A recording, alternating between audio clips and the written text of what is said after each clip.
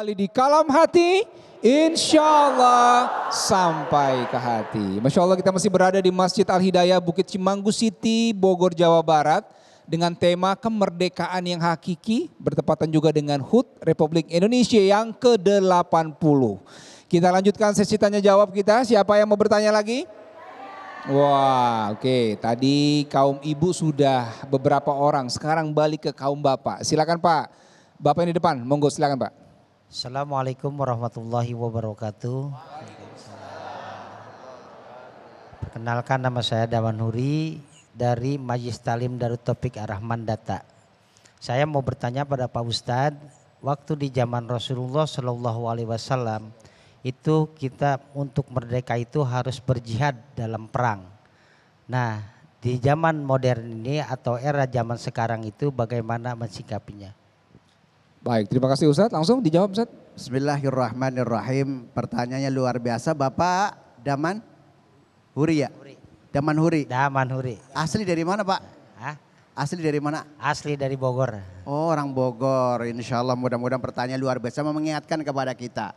Ketika zaman Rasulullah kalau jihad itu perang. Betul? Nah, untuk mengaplikasikan zaman yang sekarang untuk memberikan nafkah kepada istri saja juga jihad Pak ya. Insya Allah tiap hari pala jadi kaki, kaki jadi kepala. Demi siapa? Ayang Beb, betul? Iya kan Bun? Lah mohon maaf kalau misalkan nggak diberikan nafkah, mohon maaf nih. Suami kan tadi guru kita Ustazah Sifa dan juga Ustaz Pantun boleh dikatakan sudah menjelaskan begitu panjang dan lebar. Nah, ketika kita jihad di dalam rumah tangga saja, karena apa? Moto kita di dalam Al-Qur'an, qu anfusakum wa ahlikum naro. Jaga dirimu dan keluargamu dari api neraka. Nah, agar kita hidupnya selalu berjihad di hadapan Allah, tentunya nyontoh kepada sahabat Rasulullah yang bernama Tolhah bin Ubaidillah. Suatu ketika dia pernah berjuang dan kemudian melihat Rasulullah ketika di perang Uhud, Rasulullah lagi dikepung nih para musuh-musuhnya. Akhirnya dengan teganya jasad dan tubuhnya dia dikorbankan demi untuk menyelamatkan baginda Nabi besar Muhammad Sallallahu Alaihi Wasallam. Bahkan dijelaskan sampai ada tombak yang ada di punggungnya sampai 70 butir, Masya Allah. Demi apa? Demi menyelamatkan baginda Nabi besar Muhammad Sallallahu Alaihi Wasallam. Nah, mudah-mudahan ini, aplikasi dalam rumah tangga kita, yuk kita bangun rumah tangga kita menjadikan baiti jannati.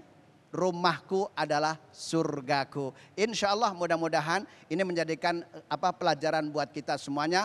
Insya Allah menjadikan kanzil jannah di hadapan Allah Subhanahu Wa Taala. Amin ya Rabbal Alamin. Jadi rumah tangga itu juga perjuangan ya Ustadz ya. Perjuangan menghadapi istri dan suami juga seperti itu ya Ustadz ya. Dan juga mendidik anak-anaknya juga perjuangan. Masya Allah. Semoga semua rumah tangganya selamat dunia akhirat ya Bu ya. Amin. Terhindar dari neraka dan kumpul di surga. Amin ya Rabbal Alamin. Baik, siapa lagi mau bertanya? Oke, sekarang kita ke ibu-ibu dulu ya. Yang sebelah sana Ibu, silakan ke Ustazah Sifa. Pertanyaannya apa? Assalamualaikum warahmatullahi wabarakatuh. Waalaikumsalam warahmatullahi wabarakatuh. Perkenalkan, nama saya Latifah dari Majelis Taklim Al-Hidayah Bukit Cimanggu City Bogor. Izin bertanya Ustazah, tadi Ustazah menyampaikan perihal ada 3 hal ya yang diantaranya tidak terdominasi oleh banyak hal, diantaranya jangan FOMO begitu. Namun kan sekarang yang terkena FOMO itu justru anak-anak muda, Gen Z istilahnya. Nah, bagaimana cara kita menyampaikan atau menasihati kepada mereka untuk tidak mudah ikut-ikutan. Misalnya yang paling sering itu kan di TikTok joget-joget segala macam. Nah, kalau mungkin apalagi yang misalnya yang melakukan itu anak perempuan gitu. Itu kan sering tidak pantas. Bagaimana kita menasihati mereka? Terima kasih Ustazah. Assalamualaikum warahmatullahi wabarakatuh. Waalaikumsalam warahmatullahi wabarakatuh. Ya, bismillahirrahmanirrahim. Ini sekarang ada istilah FOMO tadi, ikut-ikutan. Bahkan yang FOMO itu bukan cuma Gen Z, tapi ibunya juga begitu, ya orang tuanya juga begitu, TikTokan, goyang, disawer dan lain sebagainya.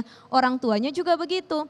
Bagaimana kita memperingati, menasehati anak-anak kita untuk tidak ikut-ikutan. Jadi gini, FOMO itu terbagi 2. Ada FOMO yang dia vibes-nya tuh positif, ada yang vibes-nya negatif. Artinya FOMO yang dibolehkan oleh Islam, Ada FOMO yang nggak dibolehin. Bagaimana FOMO yang dibolehkan oleh Islam ketika FOMO-nya dalam hal yang positif, kebaikan. Ya, ada orang ikut kajian ke sana kemari, viral kajian, wah dia ikut-ikutan datang ke sini, datang ke situ. Cuman tetap niatnya karena Allah, bukan cuman ketemu ustadz atau ustazahnya doang. Kan sekarang ada kajian viral di mana-mana, orang FOMO yang pengen ditemuin biar masuk media sosial, bisa foto, video dan lain sebagainya. Ini FOMO yang salah. Tapi kalau FOMO yang mendekatkan kita kepada Allah, ada orang bikin trennya itu videonya taat sama suami, bagaimana melayani suami, bagaimana menyambut suami ketika pulang, itu kan tren-tren yang baik. Atau tren berhijab yang dianjurkan Islam. Nah yang tidak diperbolehkan adalah tren-tren yang menjauhkan kita dari Allah dan tidak ada ajarannya dalam Islam. Ini kan banyak tren-tren yang menyesatkan sekarang. Bagaimana tanggapan orang tua, utamanya anak-anak kita kan sekarang yang jadi korban di zaman seperti sekarang ini. Pertama yang harus dilakukan adalah orang tua harus selektif, pilih lingkungan mana yang didatangi oleh anak kita. Jadi ternyata pergaulan itu pengaruhnya besar Bapak Ibu. Siapa yang jadi kawannya, almar'u ala dini khalilihi. Kalau pengen lihat seseorang agamanya, akhlaknya seperti apa, lihat kawan mainnya. Temennya siapa, lingkungannya bagaimana, begitulah kurang lebih dia. Kenapa dia mudah ikut-ikutan tren yang gak baik, lingkungannya udah salah. Makanya kala itu Nabi Ibrahim alaihissalam dalam Al-Quran, apa doa beliau kepada Allah? Rabbana inni askantu min zurriyati biwadi ghairi dzar'in inda baitikal muharram. Beliau cariin tempat untuk Nabi Ismail alaihissalam, lingkungan yang benar-benar baik. Ini pesan buat kita juga sekarang ya Mas Dude, kita ini kan milenial yang punya anak gen alpha. Ini pesan buat mereka gen-gen alpha nanti ya Bu ya, kalau di sini rata-rata baby boomers. Kelahiran 60-an, 70-an, 80-an ya. Apa yang kita katakan kepada anak-anak kita, nak nanti kalau kamu jadi orang tua, kalau kamu hidup atau mencari lingkungan, tolong. Yang difikirkan adalah satu, temannya, lingkungannya, tetangganya, ada masjid atau tidak, di dalamnya orang-orang soleh atau bukan. Karena banyak orang sekarang nyari perumahan, insya Allah Bukit Cimanggu ini salah satu tempat isinya orang soleh semua ya Ustadz ya. Ada orang nyari bangunan cuman ngelihat speknya doang. Tipe berapa nih, ada kolam renangnya enggak? Fasilitasnya apa? Batanya merah apa batako? Wah, nah itu kan cuman perihal situ saja. Tapi lihat ada masjidnya atau tidak, siapa yang jadi tetangga, saya lebih baik enggak kalau di situ. Jadi lingkungan itu sangat berpengaruh. Dan nasihati dengan cara yang baik. Karena kalau anak remaja enggak bisa diguruin, diomelin. Kita harus jadi bestie. Ngobrolnya kayak teman seperti itu ya, Ibu kurang lebih. Masya Allah, terima kasih Ustazah Syifa. Jadi FOMO boleh tapi yang positif ya. Wah, ini kan di medsos kita ini banyak sekali ya anak muda nih ikut-ikutan. Tapi kalau ikutnya kajian karena Allah boleh dong ya Ustazah ya. Baik, Ibu sudah jelas ya. Baik, insya Allah semoga semuanya semakin baik. Kita sudah mendapatkan banyak ilmu dari guru-guru kita hari ini. Terima kasih sekali lagi buat Ustazah Syifa, Abi Pantun terima kasih banyak. Ustadz Munawir Ngacir juga terima kasih banyak. Dan adik kita Zayan yang sudah membacakan Quran dengan sangat indah. Ibu-ibu, bapak-bapak yang sudah hadir terima kasih banyak ya. Dan sekali lagi kami mengucapkan Dirgahayu Republik Indonesia yang ke-80. Semoga Allah menjaga negeri ini tetap dalam kondisi yang terbaik. Amin, amin ya Rabbal Alamin.